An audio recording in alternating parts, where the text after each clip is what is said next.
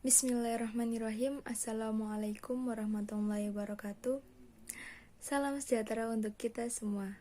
Selamat pagi kepada ibu dosen dan teman-teman sekalian. Puji syukur kita aturkan atas kehadirat Allah Subhanahu wa taala, dan tidak lupa pula salawat serta salam tetap tercurahkan kepada baginda Muhammad SAW. Kami dari kelompok 1 yang terdiri dari saya, Harisma Zahro, sebagai moderator dengan NIM 2321190, dan rekan saya Titis Fitria sebagai presentator pertama, kemudian Noval Hanif sebagai presentator kedua, dan Salsabila Harisma Putri sebagai presentator ketiga. Baik, langsung saja kelompok kami hari ini akan mempresentasikan mata kuliah konsep dasar IPS dengan tema Perjuangan Bangsa Indonesia dalam Mempertahankan Kemerdekaan. Sebelumnya saya mohon maaf karena sambil melihat PPT yang ada di laptop. Perjuangan bangsa Indonesia dalam mempertahankan kemerdekaan. Yang pertama, kembalinya Belanda ke Indonesia.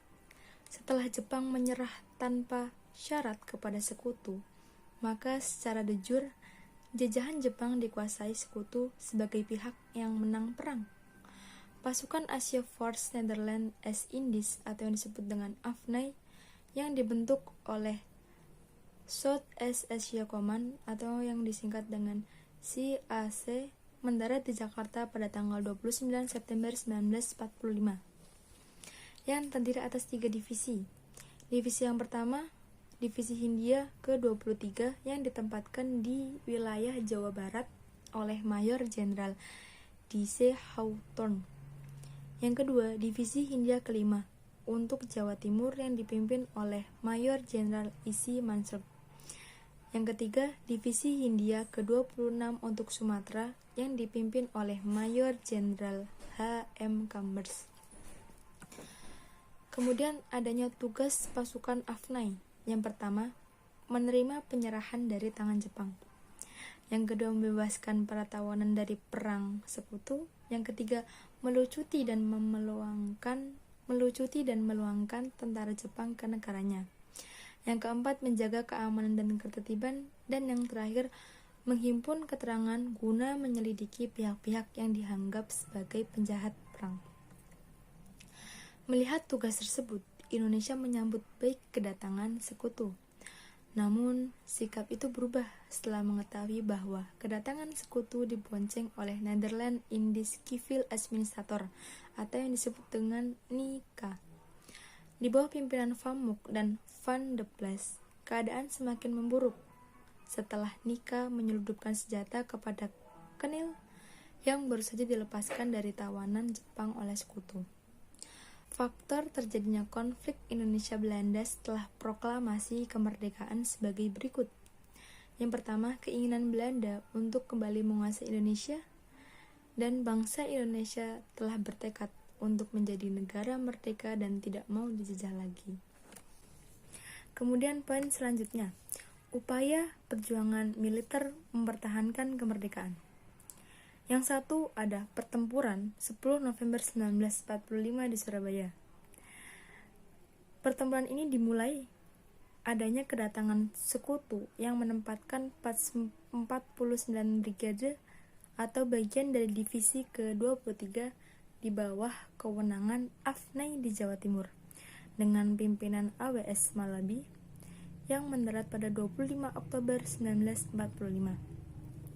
Kemudian dibuatlah kesepakatan antara Gubernur Jawa Timur RMTA Suryo dan Brigjen AWS Malabi yang berisi 1. Inggris berjanji tidak mengikutsertakan angkatan perang Belanda. Kemudian menjalin kerjasama kedua pihak untuk menciptakan keamanan dan kesejahteraan. Kemudian akan dibentuk kontrak biro, dan yang terakhir Inggris akan melucuti senjata perang. Dengan kesepakatan tersebut, Inggris diperbolehkan memasuki Surabaya. Namun ternyata Inggris mengingkari kesempatan dengan adanya penyerangan di Kalisosok pada 26 Oktober 1945. Inggris menduduki pangkalan udara Tanjung Perak pada 27 Oktober 1945 dengan melakukan penyebaran pamflet yang berisi pemerintah agar rakyat Surabaya dan Jawa Timur menyerahkan senjata-senjata pada mereka. Meski telah terjadi perundingan, namun kontak senjata di berbagai daerah di Surabaya tetap terjadi. Pertempuran sengit terjadi di Gedung Bank Internasional di Jembatan Merah yang menewaskan AWS Malabi karena tertusuk bayonet dan bambu runcing pada 30 Oktober 1945.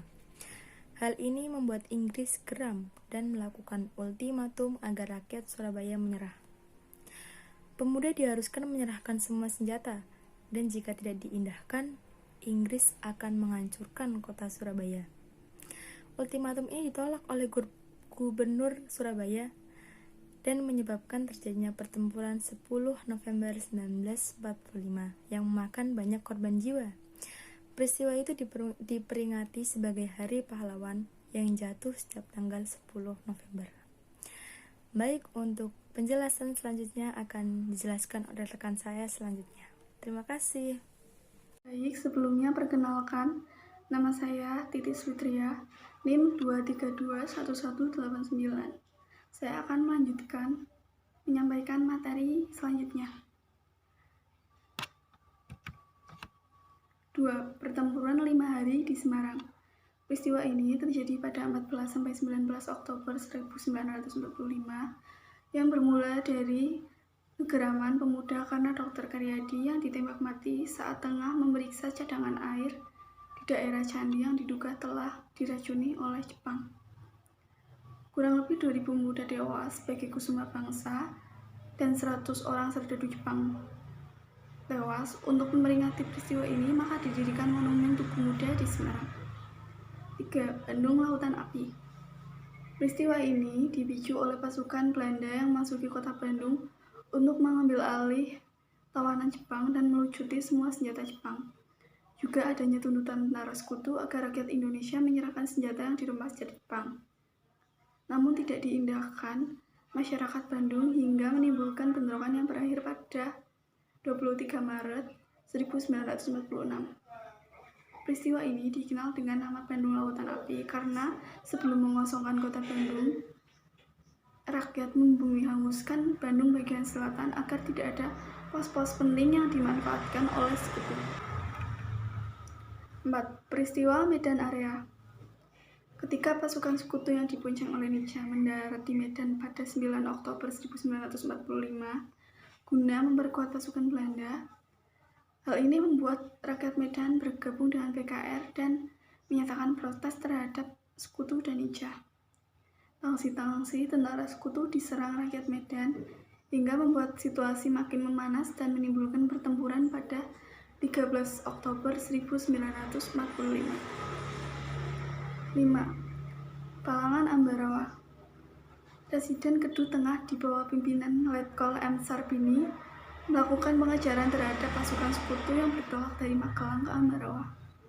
Gerak mundur pasukan sekutu ini diredam oleh pasukan Angkatan Muda yang dipimpin Sastro Diardjo yang diperkuat gabungan pasukan Ambarawa, Suruh, dan Solo. Di Desa Ngipik, sekutu dihadang Batalion Suryo Supeno. Saat sekutu kembali mencoba menduduki 2 desa di Ambarawa, terjadi perebutan desa yang menguburkan Komandan Resimen Banyumas, Letkol Isdiman, dan kemudian Panglima Divisi Banyumas, Kolonel Sudirman memimpin pertempuran. 12 Desember 1945, TKR dan laskar-laskar perjuangan serentak menyerang Ambarawa dari berbagai arah, dan usaha tersebut berhasil memukul mundur sekutu menuju Semarang. 6. Peristiwa Merah Putih di Manado. Bulan Desember 1945, sekutu menyerahkan kekuasaan Manado kepada Nica, dan Nica mulai melakukan penangkapan kepada tokoh-tokoh RI dan beberapa tokoh PPI. Tanggal 14 Februari 1946, 8 orang PPI berhasil menyerbu kedudukan Nica di Tangsi Putih dan membebaskan tokoh-tokoh yang ditawan dan berbalik menawan Komandan Nica dan pasukannya di tempat itu. Beberapa anggota PPI kemudian mengambil bendera Belanda yang disimpan di pos penjagaan dan merobek warna birunya, lalu mengibarkannya sebagai bendera merah putih. Setelah Sulawesi Utara disebut kembali dari Nica, PPI membentuk TRI yang dipimpin oleh Tjaataulo, Huisan, dan J. Kasger. Untuk materi selanjutnya akan disampaikan oleh presentator ketiga, yaitu rekan saya. Assalamualaikum warahmatullahi wabarakatuh. Perkenalkan, nama saya Noval Hanif, NIM 2321191. Saya di sini akan menyambung materi yang sudah tadi disampaikan. 7. Agresi militer Belanda 1. 21 Juli 1947. Kronologis agresi militer Belanda 1 sebagai berikut. A. Pada 27 Mei 1947, Belanda mengirim nota ultimatum kepada pemerintah RI yang harus dijawab pada waktu 14 hari. B. Pada 15 Juli 1947, Belanda kembali mengirim nota. C. Pada tanggal 17 Juli 1947, pemerintah RI memberi jawaban yang disampaikan oleh Amir Syarifuddin melalui RRI Yogyakarta, namun ditolak Belanda. D. Pada tanggal 20 Juli, masih pada tahun yang sama, Van Mook mengumumkan bahwa pihak Belanda tidak mau berunding lagi dengan Indonesia. E. Pada 21 Juli, masih pada tahun yang sama, Belanda menyerang daerah-daerah RI dengan sasaran utama adalah Jawa dan Sumatera dengan alasan mempersempit wilayah RI dan menduduki kota-kota strategis dan penting. Tujuan agresi militer di antaranya 1. Mengepung ibu kota RI dan menghapus kedaulatan RI. 2. Merebut pusat-pusat penghasil bahan makanan dan bahan ekspor. 3. Menghancurkan TNI. 8. Agresi militer Belanda 2, 19 Desember 1949. Dalam agresi militer 2, Belanda menguasai Yogyakarta. Dalam situasi darurat, Presiden Soekarno memerintah kepada Syarifuddin, prawira negara yang berada di Bukit Tinggi, untuk membentuk pemerintah darurat RI atau biasa disebut PDRI, agar kelangsungan hidup pemerintah RI tetap terpelihara dan lancar. Selama agresi militer 2, Belanda selalu mempropagandakan bahwa setelah ditangkapnya pemimpin-pemimpin RI, maka pemerintah RI sudah tidak ada. Akan tetapi, digagalkan oleh PDRI yang menunjukkan kepada dunia internasional bahwa pemerintah Indonesia masih berlangsung. Bahkan pada 23 Desember 1948, PDRI memberi instruksi pada wakil RI di PBB melalui radio yang isinya pihak Indonesia bersedia menghentikan tembak-menembak dengan Belanda. Tindakan PDRI ini mengundang simpati dari dunia internasional, salah satunya Amerika Serikat, dengan PBB yang mendesak Belanda untuk menarik pasukannya dari wilayah RI dengan ancaman akan menghentikan bantuannya. 9. Serangan umum 1 Maret 1949 bersamaan dengan upaya konsolidasi nasional di bawah PDRI. TNI sendiri juga menyusun strategi guna melakukan serangan balik terhadap polisi militer Belanda. Sesuai dengan surat perintah siasat nomor 1 TNI, terus bergerilya sehingga Belanda terpaksa memperbanyak pos-pos penjagaan dan pengawasan sepanjang jalan besar yang menghubungkan kota-kota yang telah didudukinya. Strategi TNI ini menjadikan Belanda hanya mampu menguasai daerah pendudukannya siang hari saja. Dalam kondisi ini muncul ide untuk melakukan serangan umum terhadap Belanda yang ditetapkan 1 Maret 1949 di bawah pimpinan Letkol Soeharto yang merupakan Brigade 10 dan Komandan gerilya di Wegreis. Serangan umum ini akhirnya berhasil menduduki Yogyakarta selama 6 jam. Tanggal 1 Maret, serangan umum dilaporkan oleh R. Sumardi ke pemerintah PDRI di Bukit Tinggi melalui radiogram, yang kemudian disampaikan ke Maramis, diplomat RI di New Delhi, India, dan L.N. Palar, diplomat RI di New York. 3 perjuangan diplomasi mempertahankan kemerdekaan. 1. Perundingan Hague-Volue. Perundingan ini dilaksanakan di Hague-Volue, Belanda pada 21 April 1946. Namun, Hague-Volue mengalami jalan buntu yang disebabkan karena A. Pihak Belanda tidak bersungguh-sungguh menyelesaikan sengketanya dengan Indonesia. B. Pihak Belanda tidak bersedia mengakui kemerdekaan Indonesia. Kegagalan ini membuat hubungan Indonesia-Belanda semakin memburuk hingga pada 2 Mei 1946, Van Mook kembali memberi beberapa usulan antara lain. A. Pemerintah Belanda mengakui RI sebagai bagian dari Persemakmuran Indonesia yang berbentuk federasi atau serikat.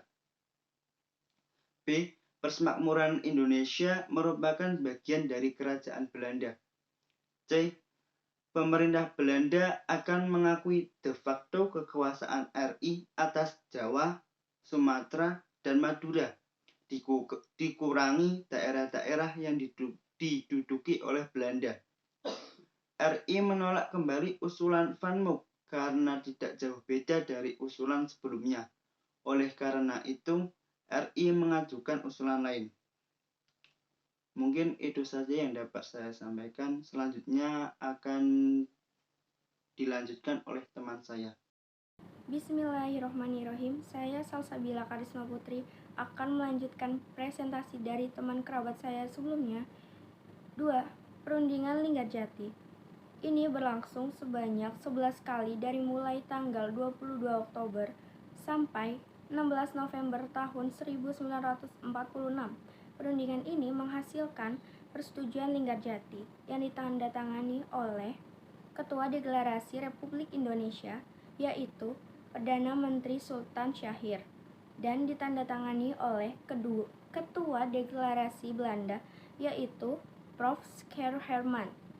Persetujuan ini menghasilkan A. Ditetapkannya status dan kedaulatan Republik Indonesia secara de facto atas wilayah Jawa, Madura, dan Sumatera. 2. Pihak Republik Indonesia dan Belanda setuju membentuk negara dengan pemerintahan federal bernama Negara Indonesia Serikat (NIS), dan dibentuknya Perserikatan Indonesia Belanda bernama Uni Indonesia Belanda. 3. Wilayah NIS disepakati meliputi wilayah bekas Hindia Belanda. Akan tetapi, persetujuan Linggarjati ini dilingkari oleh Belanda dengan melakukan serangan agresi militer Belanda 1. 3. Perjanjian Renville. Perundingan ini terjadi di atas kapal perang Amerika Serikat pada tanggal 8 Desember sampai 17 Januari 1948. Indonesia diwakili oleh Mr. Alif Syarifuddin, Mr. Ali Samad Jojo, Agus Salim, Dr. Laimana, Mr. Leituhari, dan Kolonel TB Simatupang. Sementara Belanda dipimpin oleh Raden Abdul Qadir Widjojomotomojo. Perundingan ini menghasilkan kesepakatan A. Belanda hanya mengakui Jawa Tengah, Yogyakarta, Sumatera sebagai wilayah Republik Indonesia. B. Indonesia dan Belanda menyetujui sebuah garis yang memisahkan wilayah Indonesia dan kependudukan Belanda.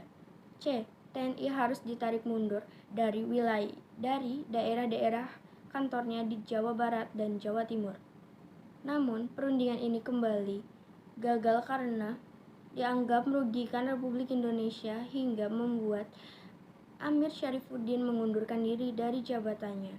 Setelah menerima banyak kritik atas persetujuan dan perjanjian Renville.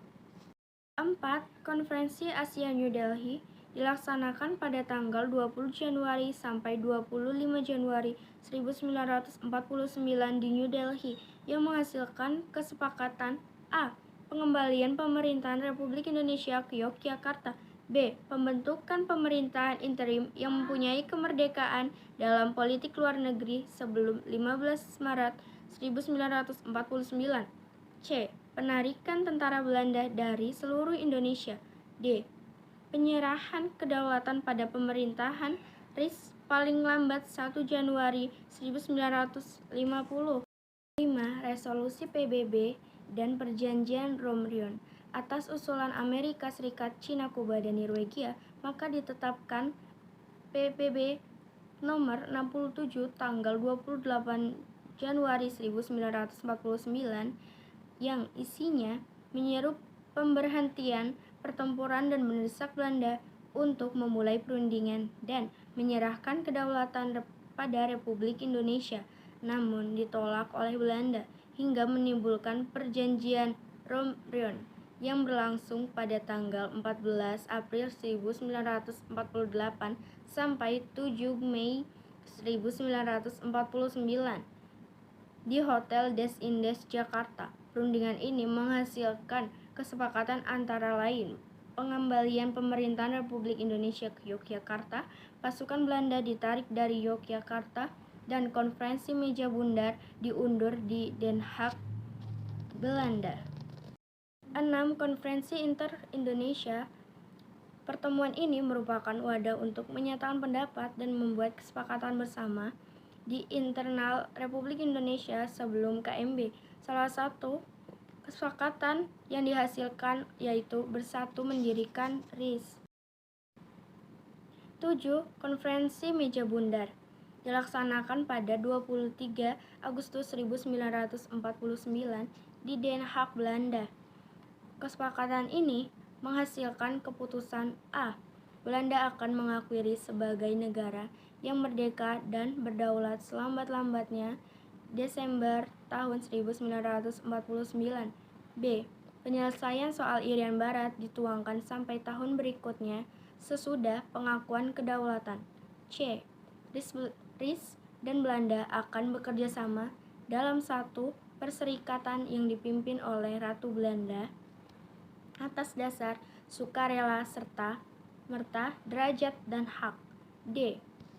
RIS mengembalikan hak milik Belanda, memberikan hak konsesi dan izin baru bagi perusahaan-perusahaan Belanda. E. Semua hutang bekas Hindia Belanda dibayar oleh RIS. F.